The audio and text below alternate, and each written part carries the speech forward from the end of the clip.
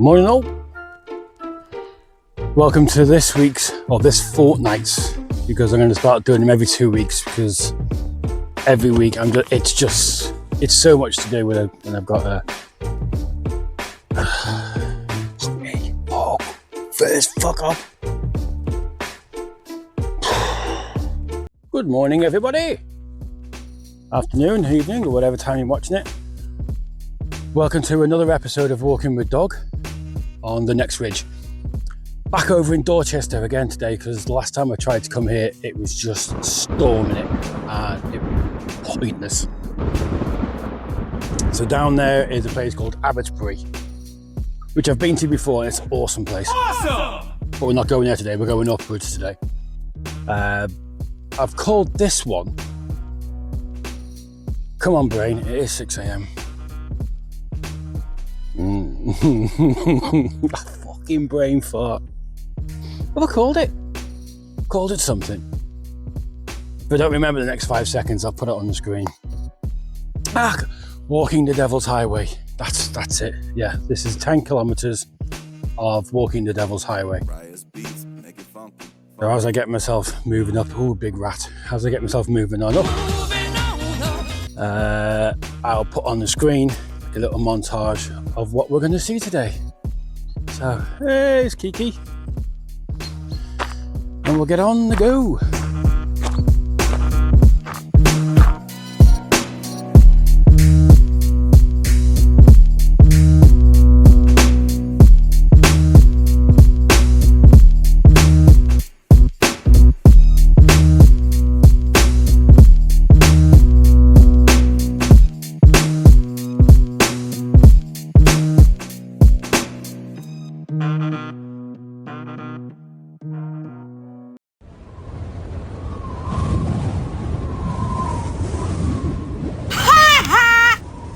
Take two, because the first video the microphone was off.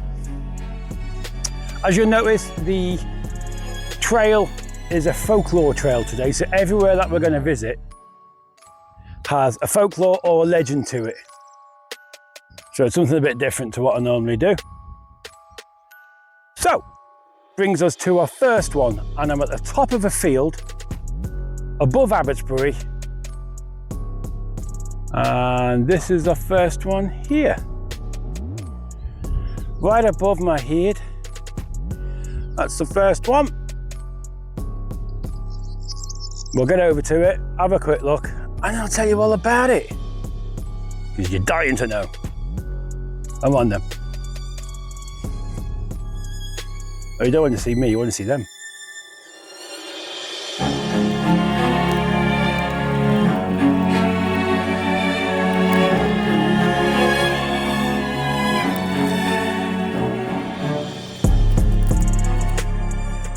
Welcome to the grey mare and her colts. This is the grey mare, and the rest are all her colts. Folklore has it, thousands of years ago, or maybe hundreds, who knows, I wasn't here, and neither were you, so it's irrelevant. But, many moons ago, these weren't here. But a farmer was, and he was here one evening. Just get off my land. Ploughing his land, didn't have much money, and a wizard popped up. And gave him a bronze key. Oh. Now the bronze key apparently opened. Come on, mate. Come on. This one, which was a door. So the door opened and it led all the way down, deep, deep, deep into a cave. And in the cave, well, it was a hall, apparently. And it housed ancient kings. And all these kings were in there. And they granted him, the farmer,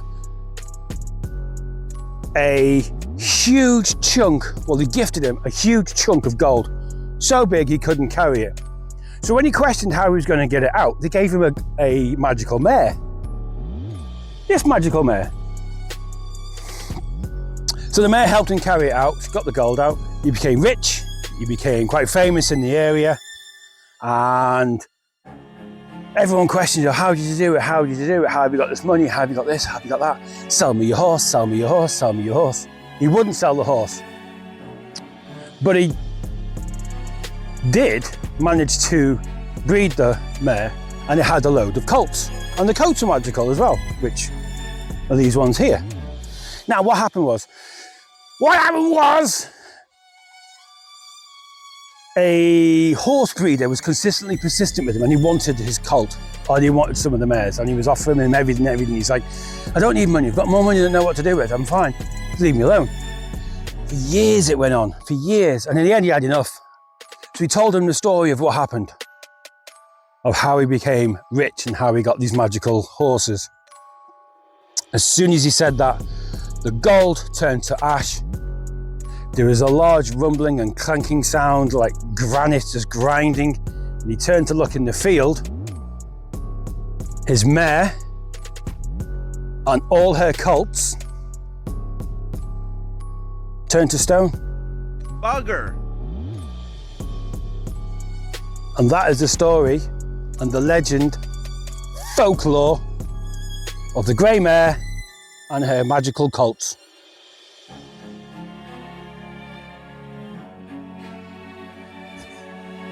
I like that story.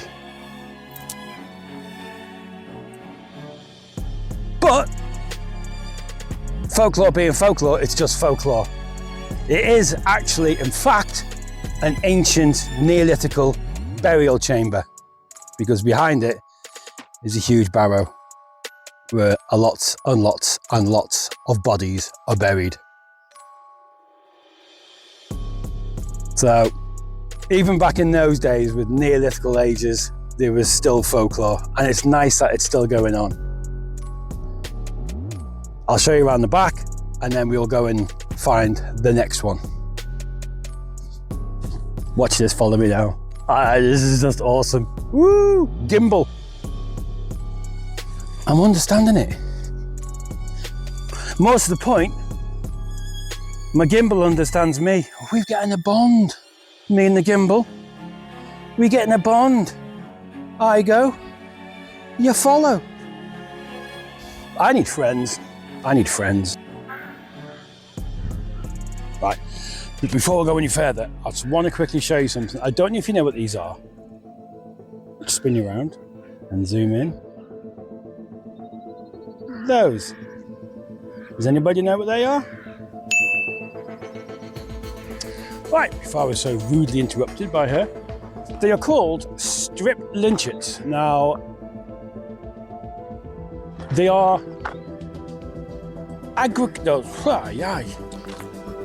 the man-made, the Neolithical, and they are called strip lynchets, and they were made by farmers, as I say, in the Neolithical age. Where the land is all bowly and oval, they couldn't plant any seeds or any crops or anything, so they leveled them out. They leveled out the, where is it? Like I'm doing my left arm and not my right arm. God. There.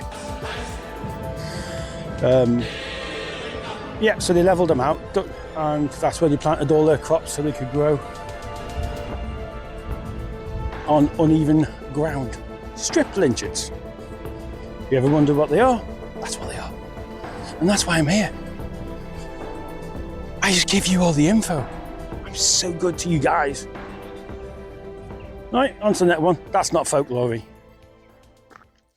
On to the next folklore one now. Behind me are the Hampton Stones. Can you see them? No? There's a reason for that. So this is the site of the Hampton Stones. There's one. It's a bit untidy. There's another. There's another. There's another. I can see one there. I can see one there. So they are in here. They are here. There's a little sign there. So let's talk about the folklore here. Now apparently, when there's a full moon and a pure clear sky, and the moon shines on every single rock for 5 hours continuously, the stones turn into either animals or humans. They shapeshift to a life form and they go on the hunt for water. So they go to nearby streams, nearby rivers, little lakes. But if the moon is covered or dawn appears before the stones return to their place, they stay where they are as stones until the next time the moon shines on it for 5 hours, and then they can get back. But they have to go for water again, then try and get back. So the stones vary in numbers. This is the thing. They've been scientifically tested. They were carbon dated, all that kind of stuff by the nerds. I'm not a nerd. Get the life nerd. I think 3 times over the years, and the stones, as huge as they are, because they are big and they're in the ground, they varied from 10, 64 and 28 stones on 3 separate occasions they've been counted. So that's why you can see them sometimes, and then sometimes you can't see them. So Hampton stones, the ever shifting stones. And all of that was made up. So that's the folklore side of it. And I like the folklore side of it, because there is a little sign, and we'll read the sign now, or I shall read the sign, because it's extremely dirty. It's not being cleaned. Everywhere is overrun with weeds. It's a hell of a shame. Yeah. But this is the thing. You'd walk past this and not even know it was here, and you wouldn't know the folklore or the history or anything behind it. You just think there were a couple of rocks in a field. So it says, this stone circle is an ancient monument scheduled by the Ministry of Public Building and Works. Full stop. It was excavated in 1965 and the stones reinstalled in their original sockets. Full stop. The original stone circle was probably constructed between 1800 and 1200 BC. So a very, very long time ago. Full stop. Structures of this type are considered to have had a ritual significance. Ooh, ritual significance. So, all the way over there, Abbotsbury, all the way over there is St. Catherine's Chapel, and we'll do that one day, because I've been over there, and that's beautiful, with an amazing story. And look, sneaky peeky, over there, look, Venner, over there. Yeah, see you there. See you, there's Hardy's Monument. We've done that, haven't we? Hey? And you know we've done that because you've watched the video.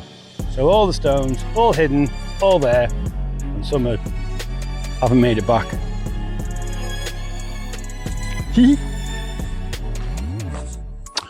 On to the Ridgeway next. There's a bit of folklore on that one as well, which I didn't do last time, because that wasn't the Folklore Trail. This is the Folklore Trail. And the wonderful thing about doing this so early is I don't see anybody, which is nice.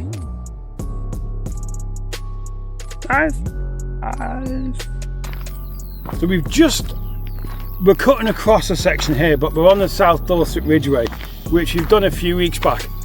Now the Folklore Trail from here it's called the Singing Marys, and there's a section of these burial chambers that all along the dead city, the city of the dead, whichever we want to call it. I don't know if we can see any from here.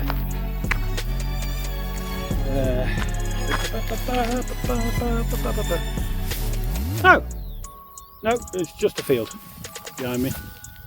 Anyway, the Ridgeway is there. So that's Hardy's Monument and the Ridgeway. So this section here behind that tree and along there is part of the Ridgeway.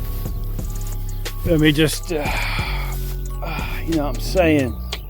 Just lean back, man. Yeah. Right, the Singing Marys.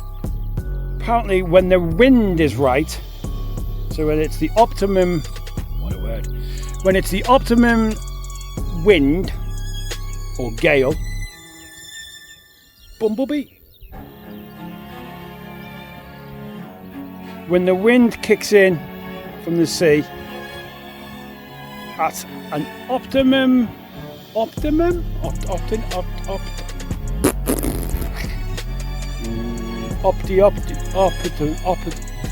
the? I know the word, I can't say it. Optimum. Is that right? I can't. I got a GCSE in English. Why can't I say it? Optimum. Don't know, it just doesn't sound right. Anyway, back to the story. When the wind, fuck. Ah. Oh, this one's going in the bin. Try again. On that Ridgeway, when the wind hits it at the correct speed. Yeah, but no. Right. So on the Ridgeway, when the wind hits it from a certain angle at optimum speed, the locals have all said throughout the centuries, generation upon generation, it makes a low humming whistle, each one of them.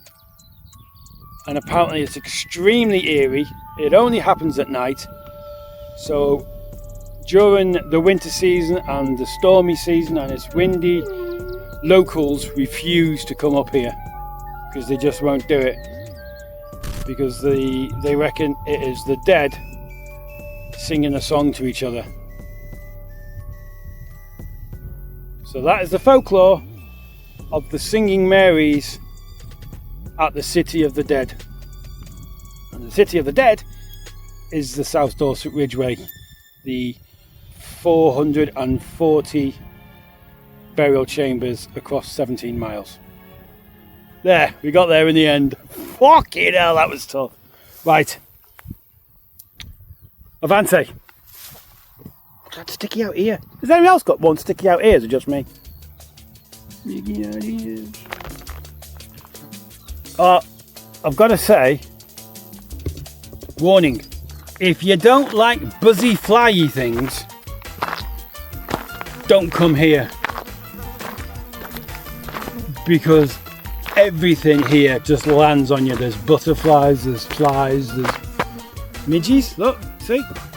All these little midges. Bees, all here. This is their habitat. So, as I said, if you don't like them, they freak you out, don't come.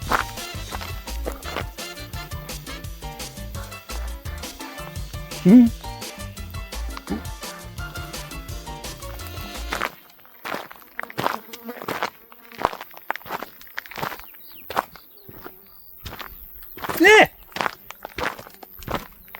Straight in my ear.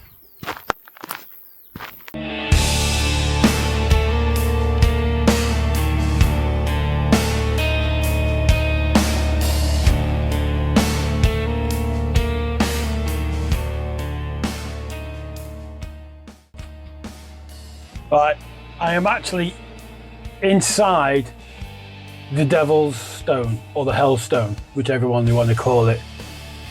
And if this was to collapse, yeah, I'd be a goner. But I'm stood inside it because outside there are 1,000 horseflies eating me alive, and they don't seem to have come in here. scary.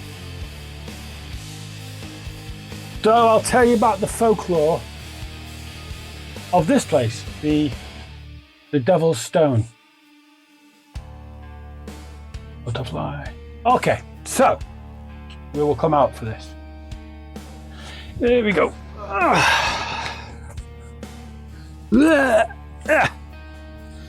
Now I will get eaten alive, so I'll try and do this as quickly as possible. This is the Hellstone, or the Devil's Stone as they call it. Now, folklore has it that the devil, that old devil himself, was all the way over in Portland, which you can see from here. If I nettle, if I climb up on the stone, hang on.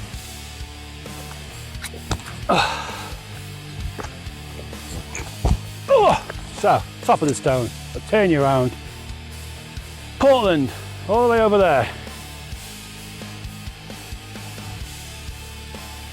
Okay. So legend has it that the devil was over there playing his favourite game of quoits, or hook a horseshoe on a ring, as we call it. But the devil's favourite game was quoits, and he was playing it with the marble stone from the quarries over in Portland, and he was launching it out to sea, and he got bored, so he turned around and he played it over here. And each one of these stones is where they fell, tossing the last one to land perfectly on top. Oh, dizzy. So there we have the legend, the folklore of the Hellstone. And it was a bugger to get to, and I mean really difficult to get here. So if you are going to come and try and see this one, you're going to have to navigate it yourself, because all the fences were barbed wired, they were boarded up, the gates were all locked up, everything was all just to keep people out. It was all just, which is a shame because it's a beautiful monument, but there we go, it's what people do. Look, horsefly.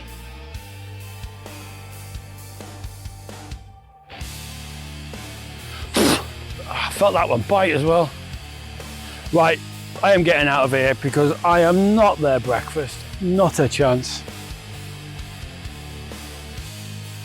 On to the next one.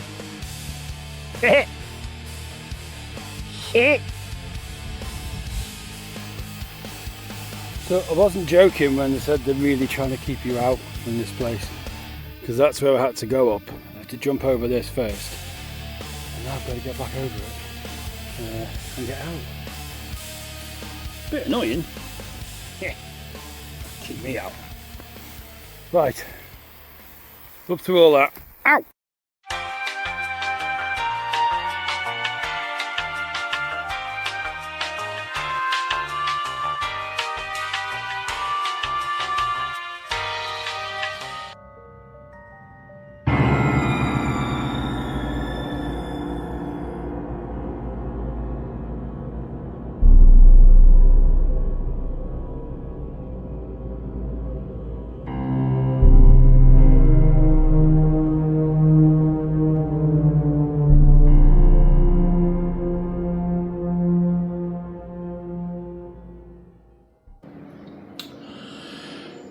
So we're in the village of Portisham at a place called St. Peter's Church.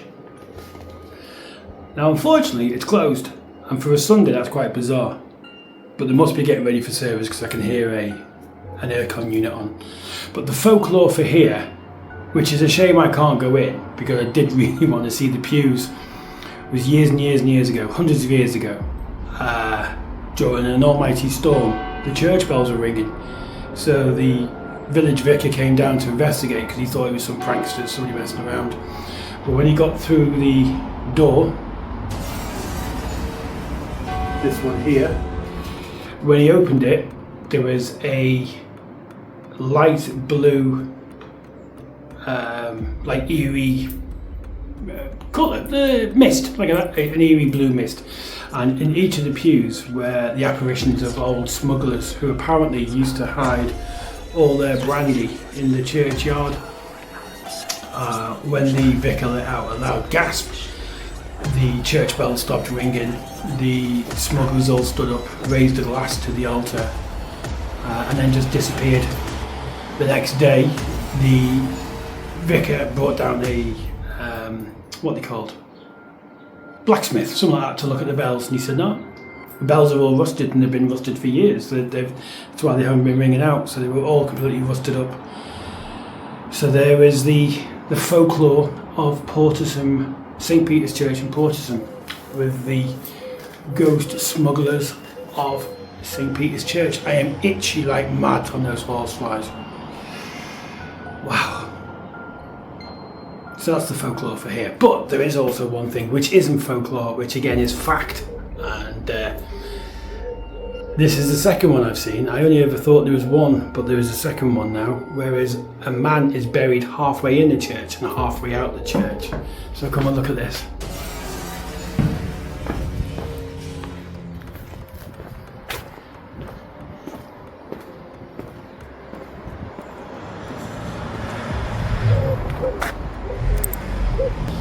So that is the tomb of William Weir, who was a royal protagonist back in his day.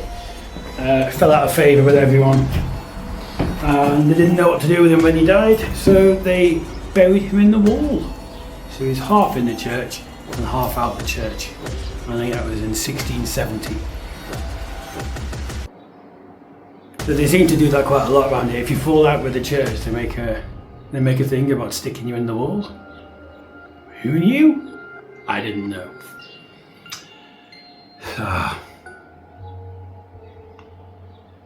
I think I've seen most of everything I wanted to see. It wasn't a massive one today. I think I just got to walk way back up to the car now. Unless anything pops up. Who knows? Ha ha ha. Look who's inside. So I was seen outside sitting there talking to the thing, and then somebody came over.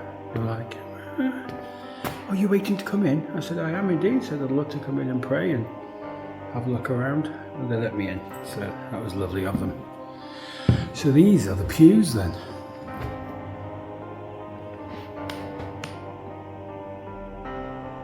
Where the smugglers would have been sat and then raised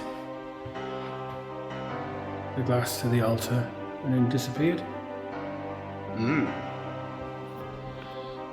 I don't know why, but I am always extremely nervous and quiet when I film inside churches. Photographs I'm fine with, videos I don't know. I get little...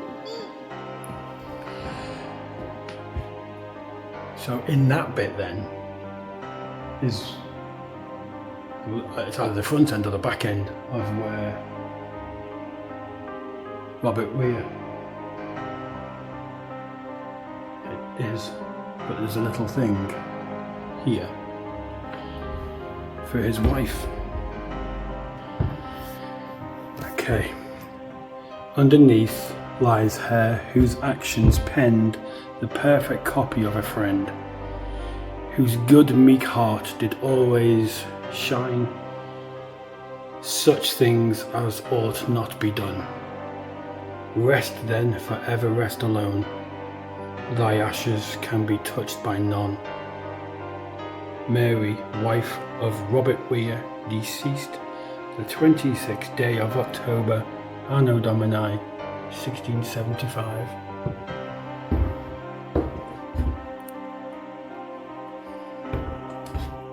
I don't know if that reads as a good thing or a bad thing. I don't know if that's like I'm not sure. I don't know how to understand that. I can't translate that to whether it's good, means something good or bad. Thy ashes can be touched by none. Rest then, forever rest alone. So it's like you are alone in life and you will be alone in death. Don't know. Strange one, that. Very strange. Right, I need to get going. Onwards and upwards. I almost forgot one more piece of information about this place. If you look, I don't know if the camera can really show it, but the walls are bowing.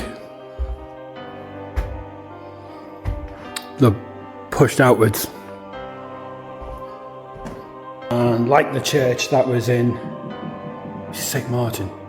Yeah, it's St. Martin, where they buckle outwards as a homage to Christ on the cross, the drooping of the head. Actually, you can see it's the whole. Look at the wall. See?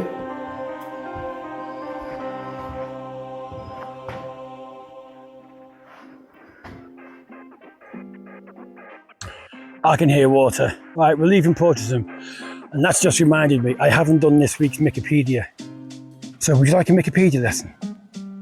Okay. Picture it. July 18th, 1955. You'd think it'd be summery. But oh no, it wasn't summery. The highest ever rainfall on record happened right here. And in 5 hours, it reached 11 inches, and per acre, 1,010 tons of water fell. Whew. So there we have it. A little bit of Wikipedia on this area, where I'm stood now, where that water is. 1955, the highest ever recorded waterfall, rainfall, whatever you want to call it. From there to here, 1,010 tons. Whew. My days. Right. Lesson over. Forget that shit. Carrying on. Hardy's Way. Hardy's Way. Hardy's Way. Will there be a bit of folklore on Hardy's Way? Who can say? Well, I can say, because I shall tell thee shortly. Hey, hi Cliff, go on son, keep going. Wanker. Nope. Not a smile was cracked. Fucking cyclists. We are on Hardy's Way. That was fucking crap. We are on Hardy's Way. Really must learn how to do this shit properly. Right, let's have a think. Here we are. On a small section of Hardy's Way. Yes, that Hardy. The love-struck poet from Puddletown. But we're not talking about him. We're going to talk about the folklore legend of Wandering Will.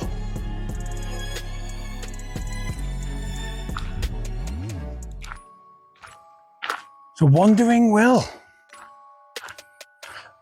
The folklore legend tells a story of a heartbroken young shepherd who lost his way home on this very path in an autumn fog. And he'd been wandering around for hours, and then all of a sudden, ahead of him, he could see a lantern and a figure. So he tried to catch up with them, but he could never quite catch up with them, but they led him. So he followed them and followed them and followed them and followed them and followed them and followed them And it was just going round in circles, round in circles, round in circles, until the morning broke. And then a very, very tired and exhausted Will dropped dead.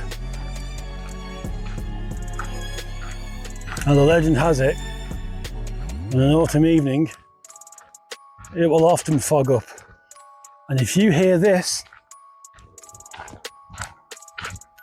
the sound of crunching stones beneath your feet,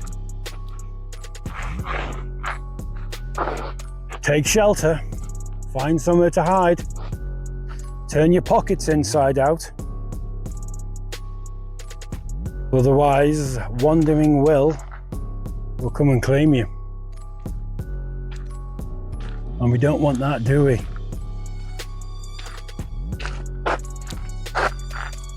Look in here.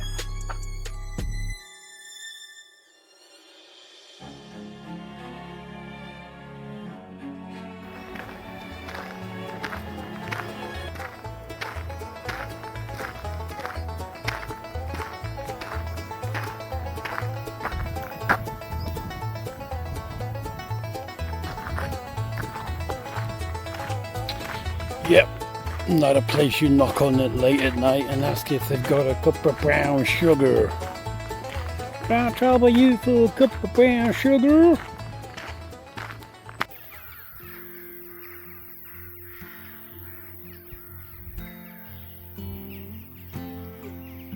Yep, they're not fucking buzzards, because I am feeling a bit knackered.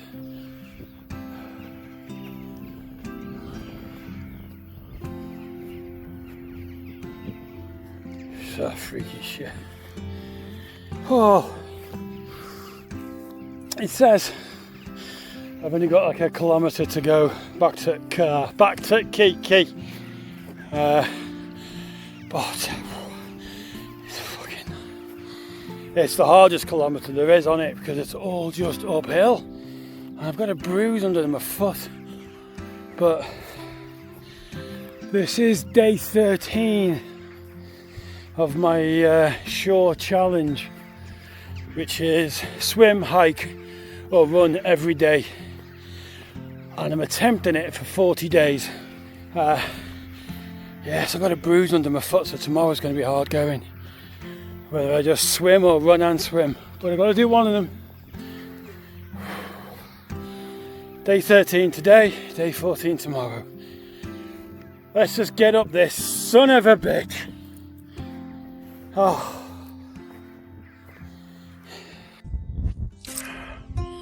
Right, well, I'm almost at the end. Just got to go over that little ridge and then back to the car and then make my way back. I hope you've enjoyed it. If you have, hit the like, follow, subscribe, all that bump. This has been 10k of what I have nicknamed the Devil's Highway, and the route, I'll put the route on at the end, and it's on Komoot if you want to go on Komoot. Because I'm a premium subscriber to Komoot, I can send people bundles, so you haven't got to pay for them, you get them free from me. So if you want to do hiking and you want to try one of the regions, get in touch with me, download the app on your smart phone, and I will send you over a regional bundle, because I'm nice, and it's nice to be nice, because we're not here to be dicks, we're here to be nice to people, because it's nice to be nice. So yeah, I am willing to send someone a bundle if they want to go hiking and they need to go to a region. I'll gladly send you one for free. So this has been the 10k of the Devil's Highway, and we've seen all the stones. We've seen the Hampton Stone. We have seen. Sorry, I'm just absolutely distracted because I keep staring over there at the chapel.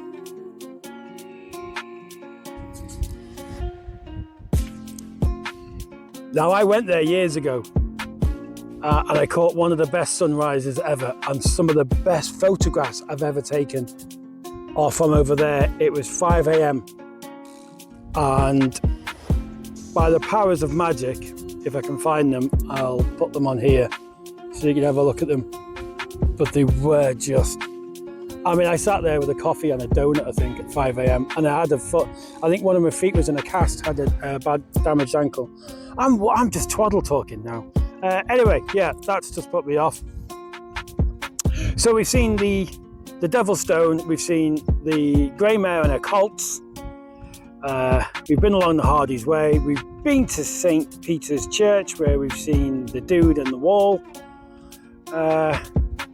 Yeah, this has been a folklore trail. I've got a little bit of Wikipedia. I've got a bruised foot. It's bruised underneath. So that's going to be fun. It is what it is.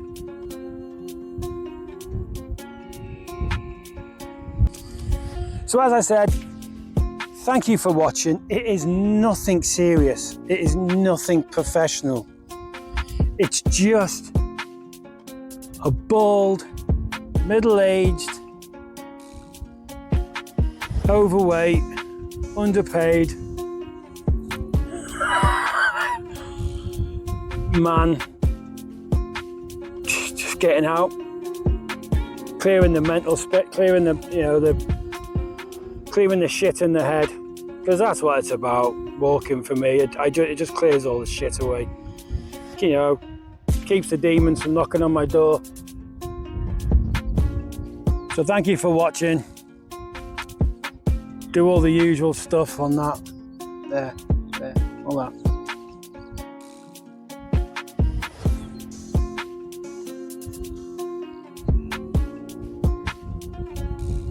I am buzzy things all day, and that sounded like a big one.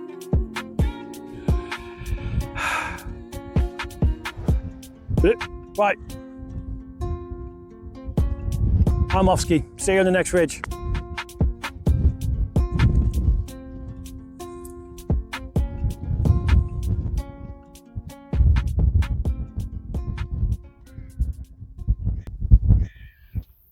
Well, back at the car, finished. Now apparently, and I hadn't realised this morning where I parked next to a very historical and ancient stone. Now that's called the Moot Stone, and I have no idea what it is, because I didn't know it was there. But I'll put it on here. There.